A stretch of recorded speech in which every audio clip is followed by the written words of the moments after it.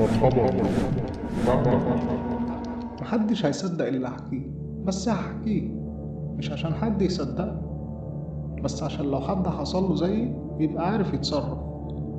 القصة بدأت يوم ما قررت أنضف أوضة جدي الله يرحمه. الأوضة دي محدش دخلها من سنين. ريحة التراب كانت خنيقة، وكل حاجة فيها متغطية بشرايط بلاستيك صفرا، كأنها متحف مش أوضة. وأنا بنضف لقيت صندوق خشب قديم، صندوق شكله كأنه معمول يدوي، والمسمار اللي فيه كان مصدي.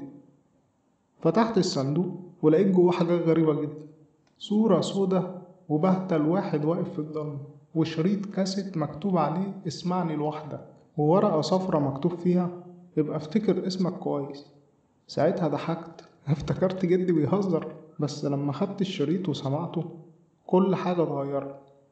الصوت كان مشوش وفيه همسات كتير ورا بعض، زي أصوات ناس بتتكلم بالعكس، وفجأة في صوت واحد منهم نادى عليا باسمي، نفس الصوت اللي كنت بسمعه وأنا صغير لما كنت بحلم بكوابيس.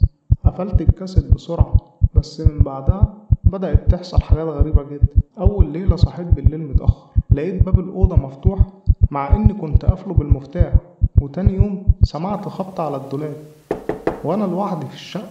وتالت يوم لقيت الورقة اللي كانت في الصندوق متعلقة على مراية الحمام، مع إن الصندوق أنا كنت قافله وحطه في العربية. بس أغرب حاجة حصلت اليوم اللي قررت أحرق فيه الصندوق. رحت بيه لمكان بعيد وقديم، ولما ولعت فيه النار ما كانتش بتمسك فيه، كل حاجة كانت بتتحرق إلا هو، والكاسيت اشتغل لوحده جوه.